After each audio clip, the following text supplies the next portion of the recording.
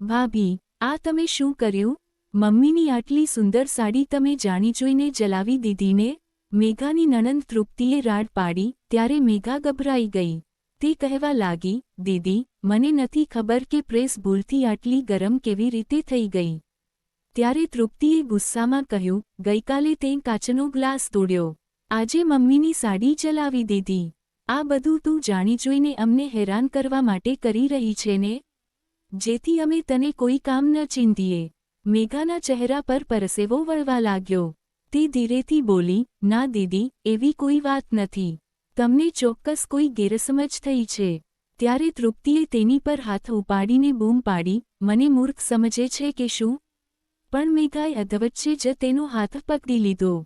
ત્યાં જ તેની સાસુ દોડતી આવી અને કહેવા લાગી, મારી દીકરીનો હાથ પકડવાની તારી હિંમત કેવી રીતે થઈ?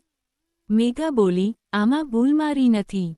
તમારી દીકરીએ મારી તરફ હાથ ઉપાડ્યો છે. તેની સાસુ કહેવા લાગી, તારી જીભ હવે બહુ ચાલવા લાગી છે. આજે સાંજે રાજીવને ઓફિસથી આવવા દે. હું તેને કહું છું કે તને તારા પિયર મૂકી આવે. તારે હવે અમારા ઘરમાં રહેવાની જરૂર નથી.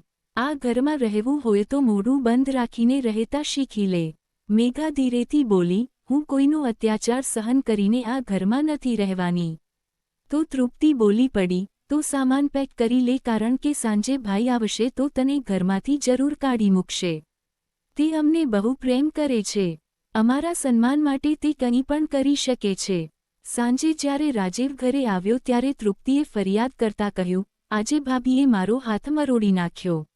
મેઘા હેરાન રહી ગઈ. તેણે વિરોધ કરતા કહ્યું, મેં કોઈનો હાથ નથી મરોડ્યો. તેણે ધીરે ધીરે બધી વાતો રાજીવને જણાવી દીધી. વચ્ચે વચ્ચે તૃપ્તિ આગમાં ઘી હોમતા કહી રહી હતી, આ અમારું માનતી નથી. ક્યારેય કોઈ કામ સમયસર કરતી નથી. ભાઈ, તું ભાભીને છોડી દે. નહીતર મમ્મી હંમેશા હેરાન જ રહેશે.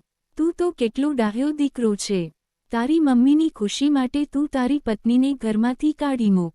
મેઘાને સમજાઈ રહ્યું હતું કે તેની સાસુ અને નણંદ મળીને તેનો સંબંધ તોડી નાખવા માંગે છે.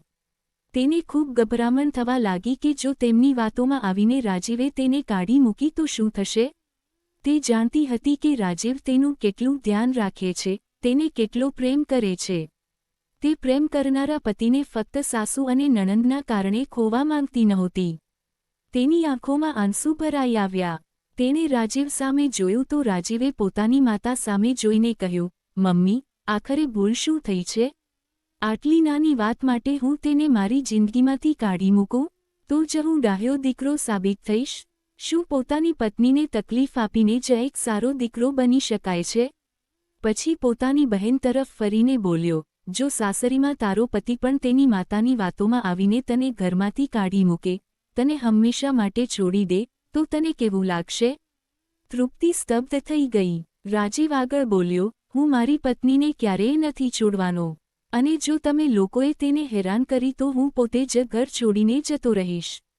આટલું કહીને રાજીવ પોતાના રૂમમાં જઈને બારી પાસે બેસી ગયો.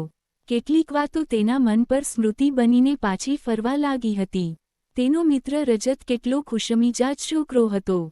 જ્યારે રજતના લગ્ન સુધા સાથે થયા ત્યારે તેના જીવનમાં ખુશીઓના રંગ ભરાઈ ગયા હતા.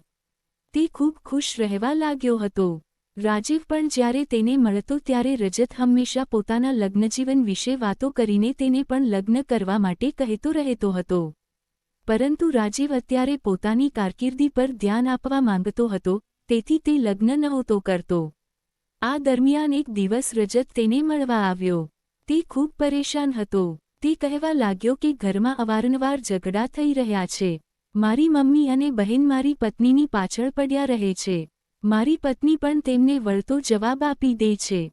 હું તેને સમજાવું છું તો તે નારાજ થઈ જાય છે. મમ્મી બહેનને કંઈક કહું છું તો તે લોકો નારાજ થઈ જાય છે. મને સમજાતું નથી કે હું શું કરું. હવે રાજીવ પાસે પણ આ સમસ્યાનું કોઈ સમાધાન નહોતું. તેને તો બસ એ વખતે એવું જ લાગતું હતું કે આવા સમયે માણસ ઘરના સભ્યોનો સાથ આપશે કે પત્નીનો. એક દિવસ રજત વિશે તેને ખબર પડી કે તેણે તેની પત્નીને ઘરમાંથી કાઢી મૂકી છે. તે હેરાન રહી ગયો. તેણે રજત સાથે વાત કરી તો તે કહેવા લાગ્યો, હું શું કરું? મારી પત્ની મારી મમ્મી અને બહેનનું અપમાન કરી રહી હતી. રાજીવ વિચારતો રહી ગયો કે આખરે પેલા લોકોએ પણ કંઈક કર્યું જ હશે. તેણે રજતને સમજાવ્યો કે પત્નીને ન છોડે, પરંતુ રજત પર ઘણું દબાણ હતું. તેની મમ્મી અને બહેન બધે જ એવું કહેતા ફરતા હતા કે અમારો રજત બહુ ડાહ્યો છે. તેણે મમ્મી અને બહેનના સન્માન ખાતર પોતાની પત્નીને છોડી દીધી છે. કળિયુગમાં આવો છોકરો ક્યાં મળશે? રજત સારા ભાઈ અને સારા દીકરાનો ખિતાબ લઈને બસ કમાવવા અને ખાવા સુધીની જિંદગી જીવી રહ્યો હતો. તેની પત્નીએ રજતને છૂટાછેડા આપ્યા અને પછી તેણે બીજા લગ્ન કરી લીધા. રજત એકદમ એકલો જ રહી ગયો. તેની માતાએ તેના બીજા લગ્ન કરાવવાનો પ્રયત્ન પણ ન કર્યો. આ દરમિયાન જ્યારે બંને ભાઈઓમાં ભાગલા પડ્યા, ત્યારે તેની માતાએ રજતનો સાથ છોડીને મોટા દીકરા અને વહુ સાથે રહેવાનું પસંદ કર્યું, કારણ કે રજત સાથે રહેવાથી મોટાભાગનું કામ તેમને જ કરવું પડતું હતું. રજત બિલકુલ એકલો થઈ ગયો. ઉપરથી તેની માતાએ તેને મિલકતમાં કોઈ હિસ્સો પણ ન આપ્યો અને કહ્યું કે તારી તો પત્ની પણ નથી અને આગળ કોઈ બાળકો પણ નહીં હોય, તો તારે હિસ્સાનું શું કામ છે? આ બધી બાબતોથી રજત અંદરથી તૂટી ગયો હતો. હવે તેને સમજાઈ રહ્યું હતું કે તેણે તો પોતાની માતા અને બહેન ખાતર પત્નીને છોડી દીધી, પણ માતાએ તો પોતાના સુખ ખાતર દીકરાને જ છોડી દીધો. આજે એ માતા તેની સાથે કેમ નહોતી? તેને સુધા માટે પણ ખરાબ લાગતું હતું, કારણ કે સુધા તેને ખૂબ પ્રેમ કરતી હતી. તેણે પોતાની માતા અને બહેનની નજરમાં સારો સાબિત થવા માટે આટલી સારી પત્નીને છોડી દીધી હતી. હવે તેને સમજાતું હતું કે જે માતા આટલી સ્વાર્થી હોઈ શકે, તે વહુ સાથે કેટલો ખરાબ વ્યવહાર કરતી હશે કે મજબૂર થઈને તેની પત્નીએ અવાજ ઉઠાવવો પડતો હશે. તેને પસ્તાવો થતો અને તે રાજીવને બધું કહેતો. રાજીવ તેને દિલાસો આપતો અને સમજાવતો કે તું પણ બીજા લગ્ન કરી લે. પણ રજત ડિપ્રેશનનો શિકાર બની ગયો હતો અને હવે તે જીવવા જ નહોતો માંગતો. એક રાત્રે તેને હાર્ટ એટેક આવ્યો અને તે આ દુનિયા છોડીને ચાલ્યો ગયો. આખરે પત્નીને છોડીને અને આદર્શ દીકરા કે ભાઈનું મેડલ મેળવીને તેને શું મળ્યું? ન તો માતાએ સાથ આપ્યો, ન મિલકત આપી, ન માનસિક સહારો આપ્યો કે ન તેના ફરીથી લગ્ન કરાવ્યા. જ્યારે રાજીવના લગ્ન થયા હતા, ત્યારે તેણે પહેલેથી જ નક્કી કરી લીધું હતું કે ઘરની રાજનીતિમાં ફસાઈને ક્યારેય પોતાની પત્ની સાથે અન્યાય નહીં કરે. કારણ કે અંતે બાકીના બધા ભલે સાથ છોડી દે, પણ જો પત્ની સાથે સારો સંબંધ હોય તો પત્ની તો અંત સુધી સાથ આપે છે. બારી પાસે બેઠેલા રાજીવની આંખો અચાનક ભીની થઈ ગઈ. રજતનો હસતો ચહેરો, તેનો ધ્રુજતો અવાજ અને તે ખાલીપો એક પછી એક તેના મનમાં ઉતરવા લાગ્યા. જે મિત્રએ માતા અને બહેનના સન્માનના નામે પોતાની પત્નીને ખોઈ દીધી, એ જ મિત્ર અંતે બધું જ ગુમાવીને એકલો રહી ગયો.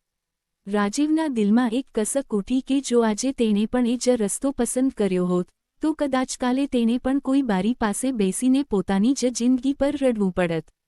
તેની આંખોમાંથી ચૂપચાપ આંસુ ટપકવા લાગ્યા. આજે તેની સામે પણ એ જ પરિસ્થિતિ ઊભી હતી અને તેણે પોતાની પત્નીનો સાથ પસંદ કર્યો હતો, નહીં કે માતા અને બહેનની નજરમાં સારા બનવાનું. રાજીવ ભૂતકાળની યાદોમાં ડૂબેલો જ હતો કે ત્યાં જ તેણે પોતાના ખભા પર કોઈનો સ્પર્શ અનુભવ્યો અને ચમકીને પાછળ જોયું. તેની પત્ની આંખોમાં આંસુ સાથે ઊભી હતી. તે ગળગળા સાદે બોલી, "થેન્ક યુ. તમે મમ્મીજી અને દીદીની વાતોમાં આવીને મને ઘરમાંથી ન કાઢી." રાજીવ ઊભો થયો અને તરત જ તેને ગળે લગાડીને બોલ્યો, "કોઈના ખોટા બહેકાવવામાં આવીને હું મારી પત્ની સાથે અન્યાય ન કરી શકું. જો હું તારી સાથે ખોટું કરીશ, તો આગળ મારી સાથે પણ ક્યારેય સારું નહીં થાય." કહેતા કહેતા તેનો અવાજ ભરાઈ આવ્યો. મેઘા તેની વાતની ઊંડાઈ સમજી તો ન શકી, પણ તેના માટે તો બસ આટલું જ પૂરતું હતું કે આજે તેના પતિએ તેનો સાથ આપ્યો હતો. મિત્રો, સારો દીકરો કે ભાઈ બનવાનો અર્થ એ નથી કે પત્ની સાથે અન્યાય કરવામાં આવે. પરિવારની સાચી જવાબદારી એ જ નિભાવે છે જે સાચા અને ખોટા વચ્ચેનો તફાવત સમજે, દબાણમાં આવીને નહીં પણ ન્યાય અને પ્રેમ સાથે નિર્ણય લે. માતા પિતા અને બહેનનું સન્માન જરૂરી છે, પણ જીવનસાથીના સન્માન અને સુરક્ષાની કિંમતે નહીં. જે માણસ સમય પર પોતાના જીવનસાથીનો સાથ આપે છે, તે જ અંતે એકલો નથી પડતો અને તેનું જ જીવન સાચા અર્થમાં સંતુલિત અને સન્માનજનક બને છે. મિત્રો, જો વાર્તા ગમી હોય તો કોમેન્ટ જરૂર કરજો અને નવી વાર્તાઓ માટે કથા સંચય ચેનલને સબસ્ક્રાઇબ જરૂર કરજો. આભાર.